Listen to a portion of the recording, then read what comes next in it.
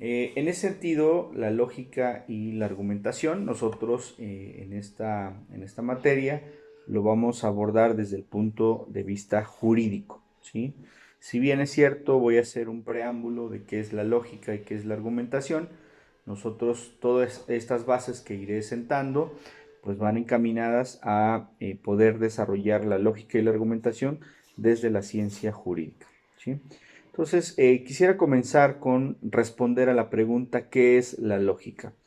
Y para ello tenemos en un primer momento la definición nominal o etimológica, donde nos señala que la palabra lógica procede del latín logicae, que es prácticamente una transliteración del vocablo griego logos, ¿sí?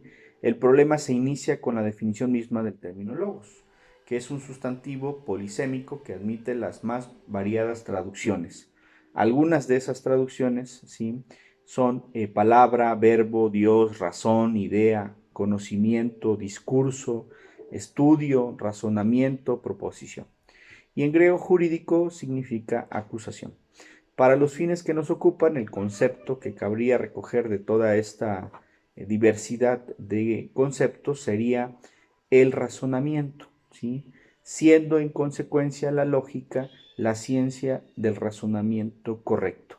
Etimológicamente hablando, que nosotros pensemos, ¿sí?, y desarrollemos la ciencia, en este caso desarrollemos o desenvolvamos o apliquemos el derecho de una forma razonada y que este razonamiento sea el correcto. Y sé que se estarán preguntando, entonces hay razonamientos que pueden ser incorrectos, aunque nosotros ocupemos el raciocinio. La respuesta es sí. Entonces nosotros vamos a ocupar esta lógica, ¿sí?, en este caso la lógica jurídica, para poder discernir o para poder resolver problemas jurídicos. En consecuencia, podemos definir a la lógica como la ciencia del razonamiento que nos permite distinguir cuando éste es correcto o incorrecto. En efecto, esta distinción entre el razonamiento correcto e incorrecto es el problema central con el que trata la lógica. Los métodos y técnicas de la lógica se han desarrollado con el propósito fundamental de aclarar esta distinción. En el medio judicial, ¿sí?, en el que nosotros nos vamos a desenvolver como abogados, puede entenderse por lógica, para acotar lo más posible el concepto, las inferencias basadas en reglas de razonamiento que no impliquen valoraciones, ¿sí? ¿Qué significa esto de que no pueda implicar valoraciones? Pues significa que nosotros no le demos a ese razonamiento, de alguna manera, en estricto sentido, ¿sí?, un contenido, ¿sí?, un tanto subjetivo, ¿sí?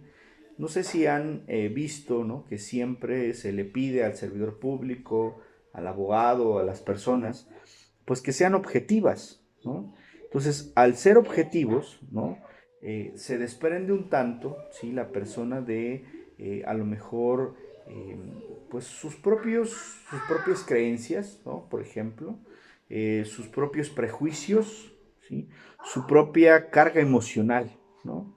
Entonces, lo que se busca con esto es que, por ejemplo, si pensamos en un juez, pues que el juez no tenga esa carga emotiva al momento de resolver y que él resuelva, ¿sí?, conforme a las pruebas, por ejemplo, conforme a su lógica, a sus máximas de su experiencia, y que lo que él piensa, cree o imagine no sea un motivo, ¿sí?, de resolución o de sentencia.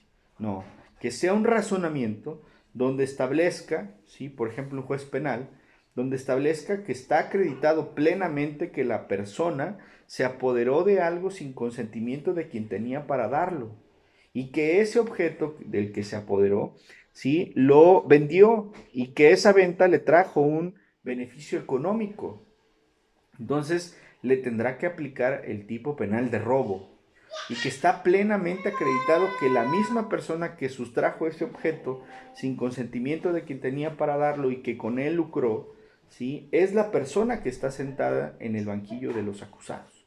Entonces está plenamente demostrado que la persona cometió el delito, ¿sí?, y que la persona, ¿sí?, que está ahí es la misma que cometió el delito y a la que se está acusando. Y no hay ni una sola duda de ello. Está plenamente acreditado, ¿sí?, su plena responsabilidad.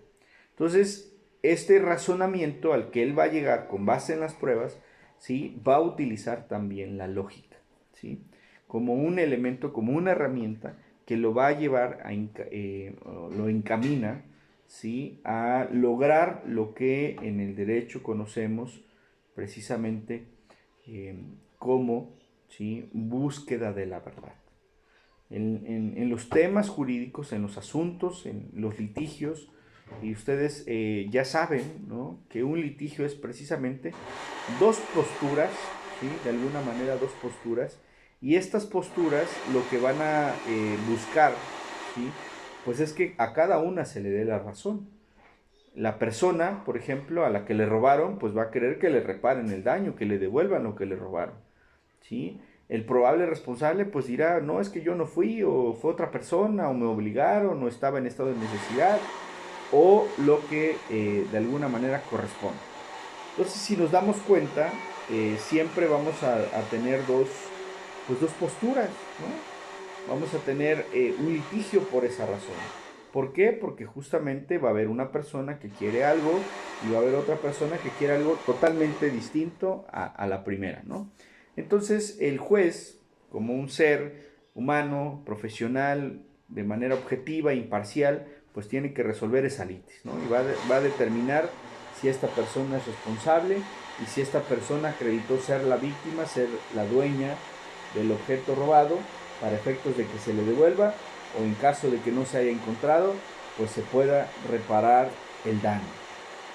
En ese sentido, nosotros utilizamos, como decía hace un momento, utilizamos la lógica, ¿no? Y esta lógica vamos a entenderla como una herramienta, ¿no?, para llegar a los razonamientos correctos, para llegar prácticamente, o en términos un poco menos técnicos, en encontrar la verdad de lo que sucedió en esos casos, ¿no?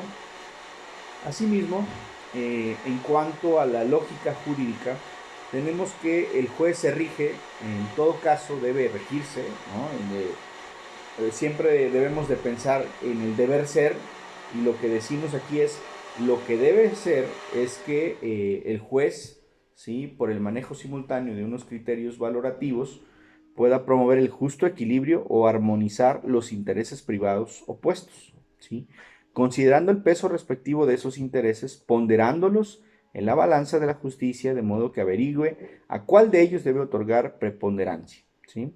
Para eso habrá de tomar en cuenta también las convicciones sociales vigentes. Y aquí retomemos un poquito lo que hemos hablado anteriormente, ¿no? Y por ejemplo, citemos casos prácticos como es el aborto, como es la eutanasia, y de lo que hemos hablado, de lo que es el medio ambiente, ¿no?, de lo que es estos temas que están hoy día pues en boga, ¿no?, por toda la serie de cosas que están sucediendo, la propia pandemia del COVID-19, ¿no? Y entonces vemos cómo hay intereses opuestos. Por ejemplo, el hecho de que hoy algunos estados, algunos poderes judiciales del estado, no estén yendo todo el personal a trabajar, y que hoy los estén con turnos, estén a distancia, etcétera, ¿no? Y entonces vean cómo es un problema, porque las personas que quieren justicia, que tienen asuntos que quieren que se diriman, pues están viendo una realidad, que esta realidad es que por esas suspensiones, por ese medio personal que está acudiendo, o porque se está trabajando a distancia, la realidad es que se están retrasando los asuntos, ¿sí? Entonces no hay, en estricto sentido, un cumplimiento al 17 constitucional, que recordemos que habla sobre precisamente la justicia pronta y expedita, y que esta pues debe ser en plazos razonables. Entonces llevamos más de un año de pandemia y pues en algunos estados la justicia está parada, ¿no? Y entonces, ¿qué hacen las personas que toman la decisión de decir no los podemos obligar a acudir al recinto judicial porque es latente, ¿sí?, que se puedan contagiar, ¿no? Entonces, en ese latente que se puedan contagiar, pues justamente se está ponderando también la salud y la vida de esa persona, de ese servidor público. Por otro lado, dice, bueno, es que también el litigante o el propio interesado en el asunto de venir al recinto judicial, pues también se puede contagiar. Entonces aquí vamos a ponderar, no a decir que es más o menos importante, el derecho a la salud y la integridad personal, ¿sí? De las personas, ¿sí? Que es una pandemia por COVID-19 que está afectando la salud y la vida de muchas personas, ¿no? Entonces, para evitar justamente que haya estos riesgos y que haya una probable violación a estos derechos humanos, pues se decide, en este caso se pondera, que es más importante el tener estas medidas de protección de salubridad, ¿no? Entonces, pero por el otro lado, pues está, insisto, en las personas que quieren que se resuelvan sus casos y pensemos en materia penal, pensemos que la persona está privada de su libertad y que dice, bueno, pues sí entiendo la pandemia, pero ¿qué creen? Yo quiero que se resuelva mi asunto porque estoy seguro que soy inocente y quiero que un juez ya diga que en una sentencia que me absuelve porque soy inocente. Y lo cierto es que estos plazos se han alargado, se han retrasado de alguna manera y entonces pues trae una consecuencia, ¿no? Entonces, ¿cómo vamos a resolver estos asuntos cuando hay un choque de derechos? Los vamos a resolver justamente a través de la lógica. En el caso específico de nosotros, estudiantes y operadores del derecho, pues lo vamos a buscar o a lograr a través de la lógica jurídica y ya más adelante lo vamos a explicar también el tema de la argumentación, ¿no? En ese sentido, esta lógica jurídica pues nos va a llevar a un buen puerto, ¿no? Al menos esa es la intención o el deber ser, ¿no? En ese sentido, es importante entender un concepto también trascendental en esto, que es la palabra razonable. ¿Qué es lo razonable? ¿Sí? Porque pareciera que estos temas de razonabilidad para algunas personas es razonable y para otras no. Y yo creo que en general el derecho es así. Es decir, no podemos decir que alguien tiene la razón en determinada idea o en determinada circunstancia, ¿no? Creo que cada persona, ¿sí? Alguien me decía, siempre, o al menos en temas de derecho va a haber dos posturas, ¿sí? Y lo hemos visto a lo largo de la historia del derecho cómo esto es verdad. Ha habido naturalistas y ha habido positivistas, ¿no? Donde uno establece que nada por encima de la norma y que la norma es lo que debemos proteger en todo momento, ¿no? Por otro lado, también están los naturalistas. Dice, bueno, no, porque a veces esas normas, ¿sí? Por el hecho de que se consideran normas que han llevado un proceso legislativo, pues pareciera que aun cuando atentan contra el ser humano no se pueden derrotar, ¿no? Y eso se decía en la Segunda Guerra Mundial cuando se quiere juzgar a los nazis. Bueno, pues que en la Alemania nazi no era delito matar a un judío, no era malo, no era injusto, ¿no? Porque estaba reglamentado, estaba en los códigos penales así. Y entonces los naturalistas dicen, no, espérate, eso está muy mal, porque nosotros los seres humanos creamos el derecho para protegernos a nosotros, para, como dice Juan Jacobo Rousseau, para vivir en paz y bienestar social, no para matarnos unos a otros. Entonces vean cómo hay esas dos posturas, ¿no? Y hoy día, 2021, yo pues me atrevo a decir, y varios autores así lo han señalado, y esto es de ellos, no es propio, pues creo que hay una tercera vía, dice Arthur Kaufman, hay una nueva teoría, una nueva visión, ¿sí? Que se ha denominado neoconstitucionalismo, ¿no? Y este neoconstitucionalismo pues es una nueva forma de razonar los problemas y de plantear soluciones, ¿no? Que para eso es la lógica y la argumentación y para eso nosotros hacemos estos ejercicios, estos razonamientos jurídicos encaminados a decir este problema en específico lo vamos a resolver así. ¿Y es la verdad absoluta? La respuesta es no, no es una verdad absoluta.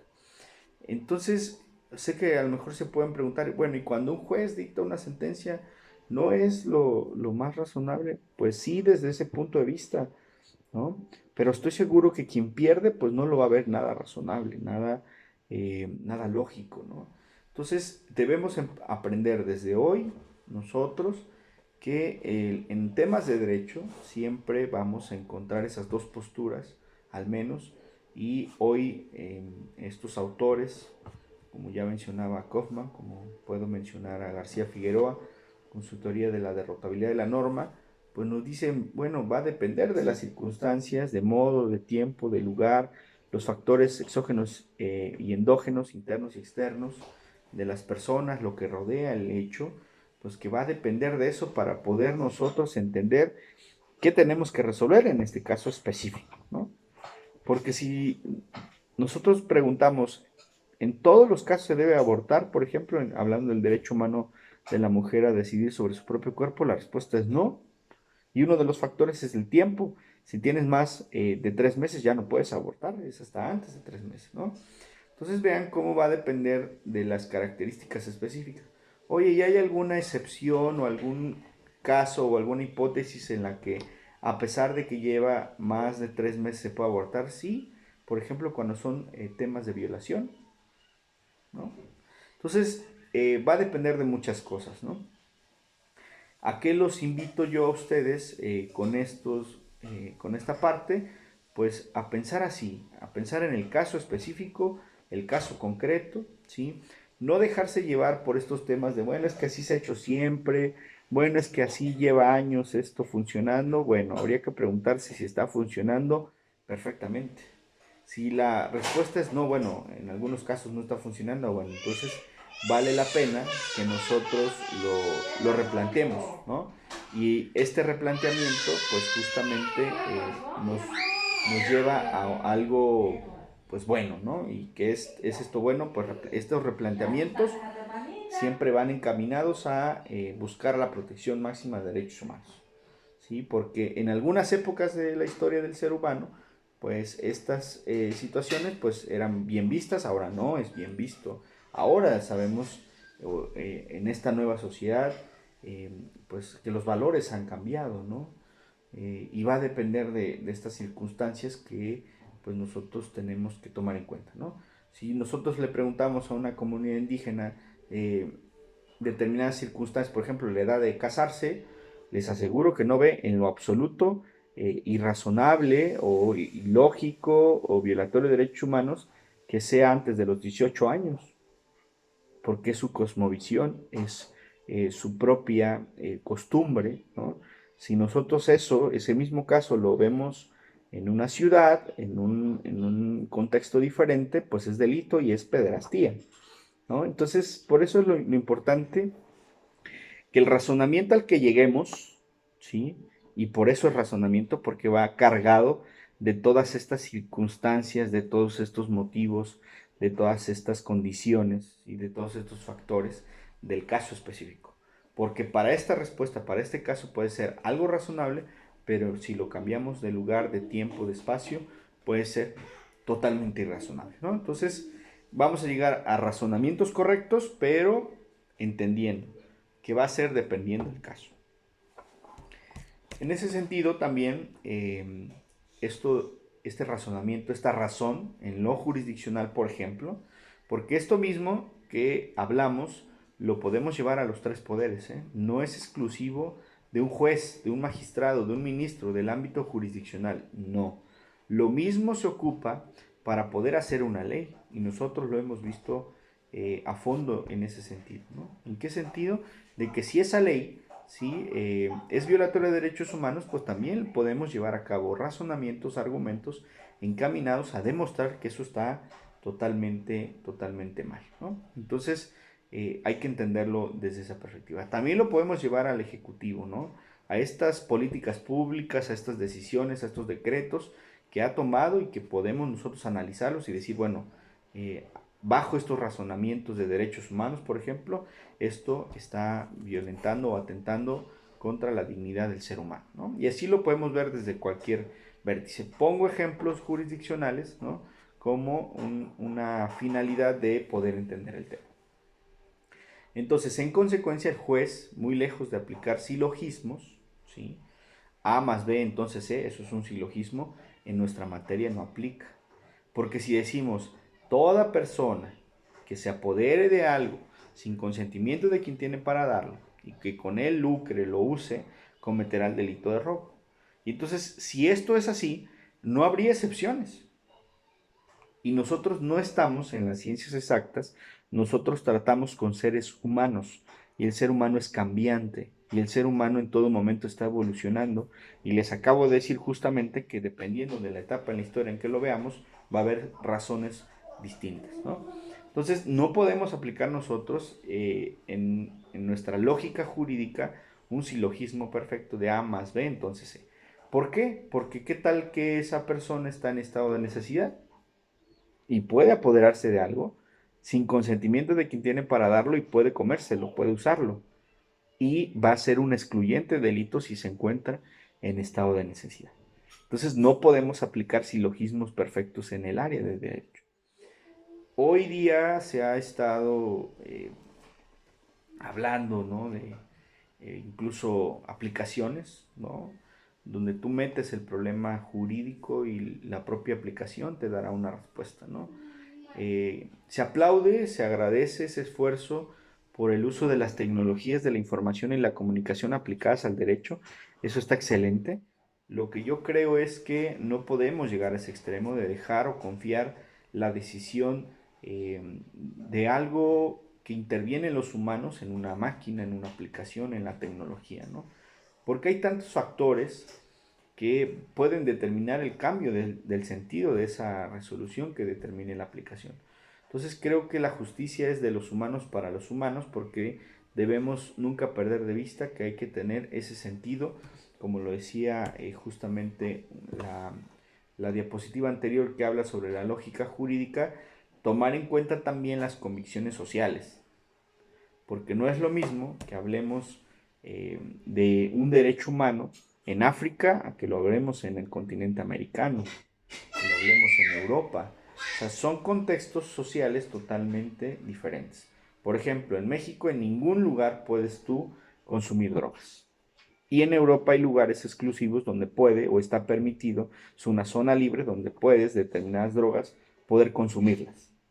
Entonces, un juez pues tiene que entender eso. Dice eh, este autor, Richard Posner, es un juez de Estados Unidos, dice justamente el juez tiene que dictar sus sentencias acorde con la realidad social que está viviendo, ¿sí?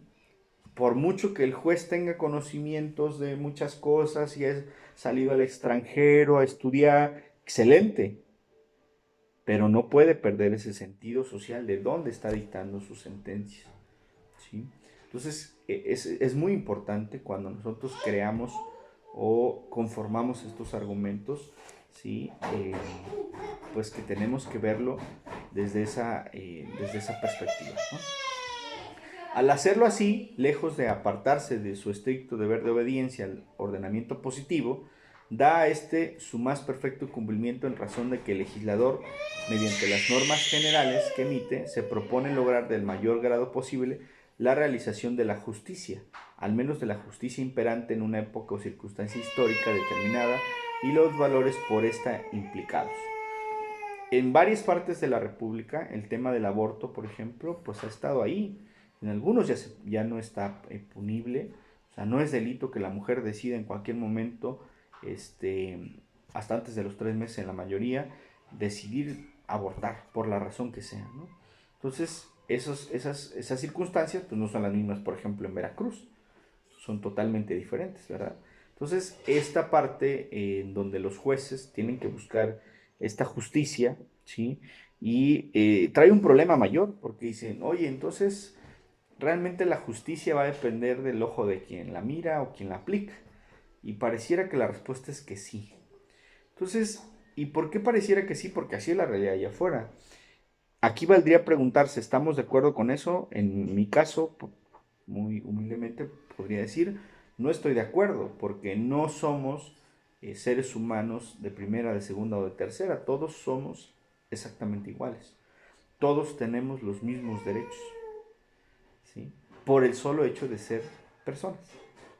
Entonces, cuando nosotros empezamos a escuchar, y esto escúchenlo o voy a tratar más bien de explicarlo como lo quiero expresar para que no se malinterprete. Cuando nosotros entendemos que el ser humano es uno, ese ser humano tiene una esfera, el derecho, que lo protege, ¿sí?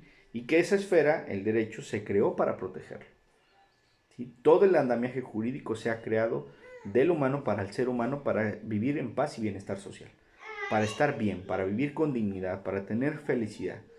Entonces, cuando nosotros entendemos que el ser humano, si es una persona, ¿sí? Y que por el solo hecho de ser persona tiene todos los derechos humanos, ¿sí? Entendemos esa parte y entonces empezamos a pensar, bueno, en realidad, si nosotros entendemos eso, no hay necesidad de hacer clasificaciones o subclasificaciones de los derechos humanos. Y me refiero, por ejemplo, al interés superior del niño. Entonces, cuando nosotros hablamos del interés superior del niño, ¿sí? Pareciera que hablamos de un derecho especial y no lo es. ¿Qué sí es, desde mi punto de vista? Es un ser humano que tiene todos los derechos humanos, pero que por su edad necesita un tratamiento, ¿sí? Una visión mayormente protectora porque es vulnerable, ¿sí? Pero vean, se desprende de lo general a lo particular. No es un segundo derecho o no es otro derecho. No es así, interés superior del niño y derechos humanos en general, no. Es un solo derecho humano, ¿sí? En donde hacia abajo, bueno, si eres una persona menor de edad, pues va a haber una mayor protección para ti por tu condición de niño. Y entonces va a haber un tratamiento especial. No es un derecho creado exclusivamente para ti, no, deriva de que eres un ser humano, ¿sí? Entonces, y aquí podríamos resolver con este razonamiento, ¿sí? Muchos problemas. Porque imagínense ahora, está LGBTIQ.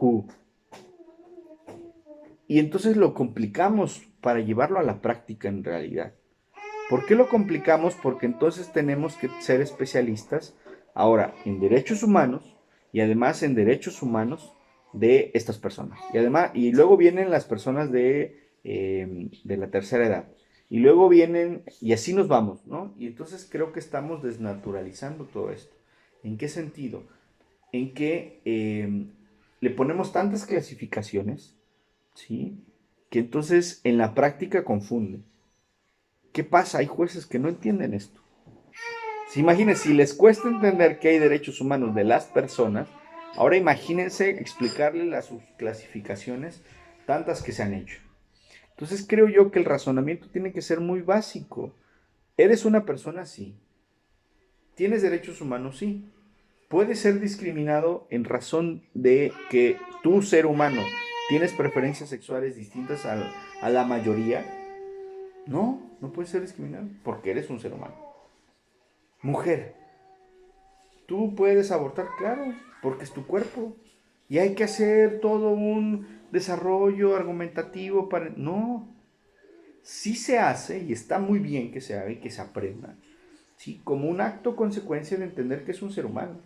Y entonces eres ser humano y entonces no importa que seas niño, lésbico, gay, transexual, anciano, nada, eres un ser humano y tienes los mismos derechos que todos. Ah, en este grupo de seres humanos, alguien tiene preferencias sexuales en lo que la mayoría ha denominado distintas. Porque si fuera mayoría, entonces los que estuvieran mal serían las otras personas, ¿ya vieron? Entonces no hay necesidad de todo eso. Creo yo que son seres humanos y tienen todos los derechos. Punto, se acabó. No hay necesidad de hacerlo tan complejo. Porque el problema, de verdad se los digo, es allá afuera en la práctica. En la práctica no están siendo capacitados los servidores públicos, los jueces, y entonces cuando ven un tema así, al no entenderlo, entonces prefieren buscar una causal de improcedencia, prefieren buscar que ya prescribió otra cosa porque es un tema, lo han vuelto complejo cuando no lo es, ¿sí?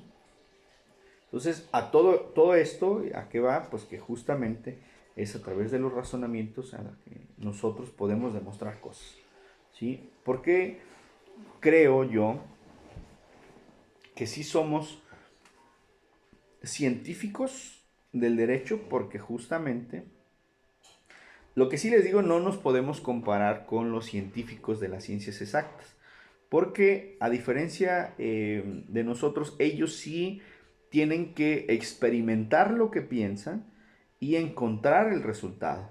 Y entonces ya lo sacan a la luz pública. ¿Sí? Y nosotros muchas de las cosas que estudiamos, analizamos un problema social, ¿sí? Y planteamos una solución, muchas de las veces no lo vamos a ver materializado, ¿sí? No vamos a ver si realmente pasó. Entonces, pero eso no quiere decir que no hagamos ciencia. Yo creo que sí hacemos ciencia porque finalmente tenemos un método, tenemos una hipótesis y planteamos una solución. Por ejemplo, tenemos que el juzgador está inmerso en la ponderación, en la valoración.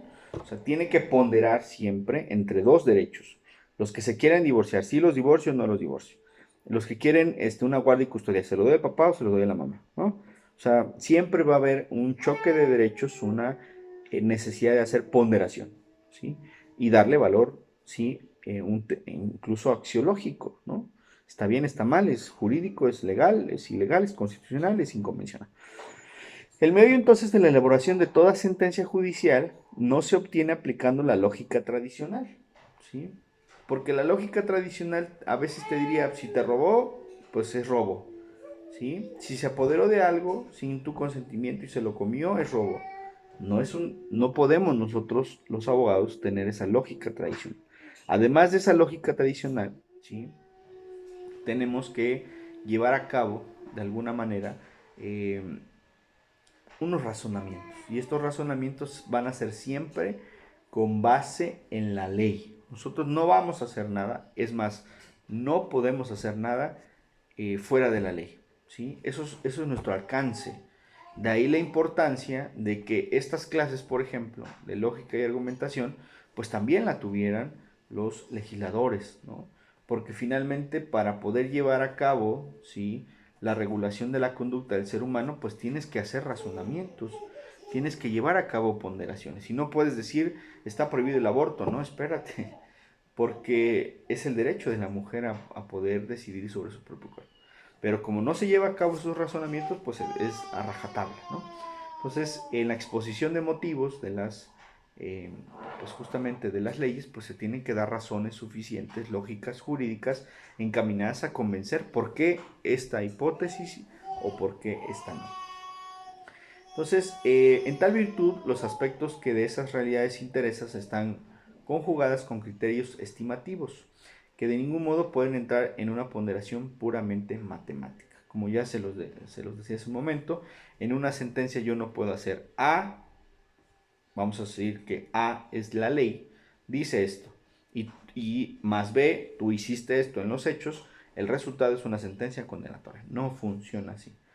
¿Sí? Y yo lo digo de forma muy respetuosa con las propuestas muy interesantes de estas aplicaciones donde ya la computadora, una aplicación, pues te pueda dar una respuesta ante un problema jurídico.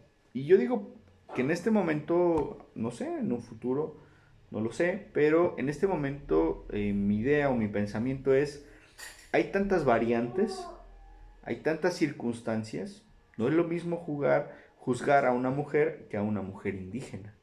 No es lo mismo juzgar, ¿sí?, a una persona que cometió el delito como adulto que como menor de edad. ¿Sí? Entonces hay tantas circunstancias y tantos elementos que pueden hacer variar el tema, ¿no?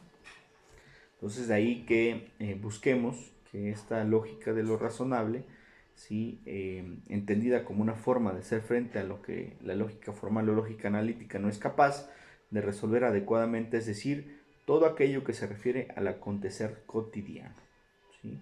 O sea, no crean que la lógica y la argumentación es algo abstracto, que nosotros vamos aquí un tanto a filosofar. No, no, no, no. O sea, sí se hace, pero nosotros lo vamos a llevar encaminado a hacerlo de una manera que de alguna forma vaya a ayudarnos en nuestra labor diaria. ¿Y cuál es nuestra labor diaria como abogados? Resolver problemas. ¿Problemas de dónde? De la sociedad, ¿no? Y nuestro actuar cotidiano no se fundamenta en deducciones de tipo silogístico. El análisis de la existencia humana y sobre todo la acción humana descubre los puntos siguientes. por ejemplo, que el hombre opera siempre en un mundo concreto, en una circunstancia real, limitada y caracterizada por rasgos peculiares y particulares. Esto es a lo que me refería cuando les decía circunstancias de modo, tiempo y lugar, factores endógenos y exógenos. O sea, tan particulares y tan peculiares que yo no puedo ocupar en un mismo... Ah, es que ya hubo un caso igual al tuyo. Entonces te voy a resolver en el mismo sentido. No, no, porque a lo mejor allá en aquel caso la persona tenía 45 años y aquí tiene 17. Porque a lo mejor en aquel caso la mujer era indígena y en este no. O sea, las circunstancias son totalmente distintas. No me puedes dar el mismo resultado a un problema totalmente distinto. Que esto es justamente a lo que la lógica te dice, no, no, no, espérate.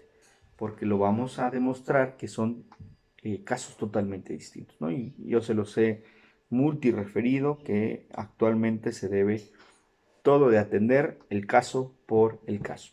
Siguiente, que es que ese mundo concreto es limitado, es decir, que ofrece algunas posibilidades, pero también carece de otras.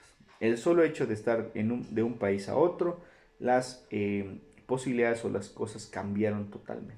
¿Sí? Que en la búsqueda, mediante la imaginación de lo que es posible producir en ese mundo limitado y concreto para resolver el problema de una necesidad, intervienen múltiples valoraciones. Primero, sobre la adecuación del propósito del fin a satisfacer en la necesidad en cuestión. Segundo, sobre la justificación de ese fin, desde varios puntos de vista utilitario, moral, de justicia, de decencia, etc. Tercero, sobre la corrección ética de los medios. Y cuarto, sobre la eficacia de los medios, ¿no? Entonces, todos estos 4 puntos, que si nosotros lo quisiéramos ver un tanto con palabras más conocidas, es lo que conocemos como test de proporcionalidad, en donde se demuestra que hay un problema y entonces el factor necesidad, ¿sí?, es indispensable. ¿Por qué? Porque si es un problema y hay una necesidad de resolverlo, es lo primero que te faculta a ti como autoridad a intervenir. Necesidad. ¿Es necesario que tú intervengas, Estado, para poder dirimir esta controversia? La respuesta es sí. Ok. ¿Es legal? También. La ley me faculta a poder legislar sobre el aborto en los estados. Ah, perfecto. Involúcrate. Hazlo. ¿Sí? Porque es necesario y es legal. La ley te faculta para hacer eso. ¿Sí? El siguiente es, ¿cómo lo vamos a hacer? ¿Cómo vamos a resolver este problema? Busquemos la forma más idónea. ¿Sí? ¿Qué es lo que se ha dicho sobre el aborto? La forma más idónea no es aumentando penas, por ejemplo. ¿Sí? La mujer que quiere abortar lo va a hacer. No. Lo idóneo sería que tú lo legisles de decir, esto ya no va a ser punible, pero además vamos a crear políticas públicas encaminadas a que la mujer tenga un lugar digno, un lugar con las condiciones adecuadas para poder abortar, si ese es su deseo. No con eso se invita a la mujer a abortar, ya lo hemos platicado, ¿no? Con eso se salva el derecho de decir las que quieran, que así lo decidan, sabedoras que hay un trauma psicológico, que hay un trauma o una afectación física a su cuerpo después de un aborto, adelante. Para eso están los derechos humanos. Los derechos humanos tienen que ser accesibles, o sea, que yo pueda acceder a ellos, ¿sí? Que tienen que ser gratuitos en muchos de los casos, tienen que ser asequibles, ¿sí?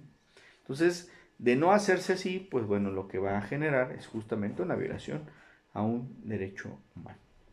Hemos leído nosotros casos reales aquí sobre Rosendo Radilla Pacheco, de Fernández Ortega, donde la realidad sí mostró que no se estaban cumpliendo con esas obligaciones y que había la necesidad de poner un hospital cerca, de que los servidores públicos hablaran la lengua indígena que está preponderando en esa zona, ¿sí?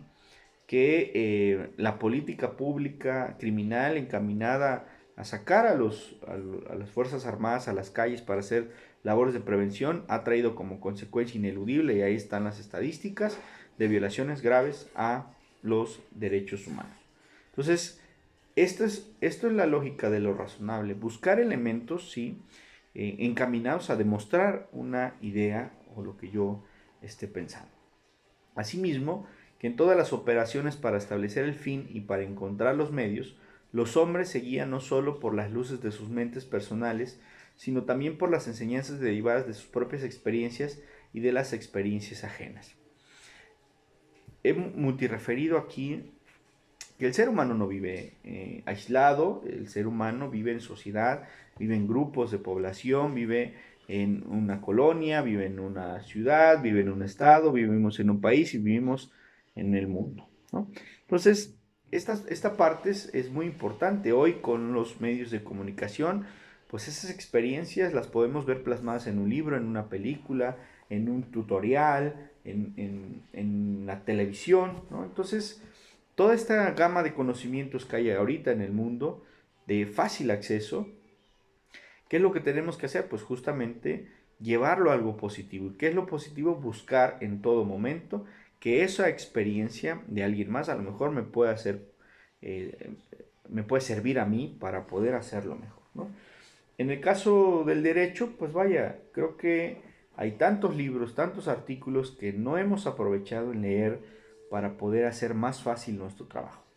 Yo estoy convencido que entre más estudiamos, entre más nos preparamos, entre más leemos, ¿sí? Hace más fácil nuestro trabajo, lo que hagamos, ¿sí? Abogados postulantes, jueces, ministerios públicos, ¿sí? Legisladores, asesores, directores jurídicos, lo que ustedes quieran, ¿sí? ¿Por qué? Porque justamente ocupamos esa información para poder explicar, ¿sí? Dar razones a alguien y lo podamos convencer, ¿no? Ya sea un juez convenciendo en su sentencia a las partes, ya sea un abogado convenciendo al juez, ¿sí? Ya sea el legislador convenciendo a un pueblo, donde le dice, esta ley es justa, esta ley va a traer cosas buenas para el desarrollo humano. Insisto, el derecho se hizo del hombre para el hombre, o del ser humano para el ser humano, de la persona para la persona, ¿no?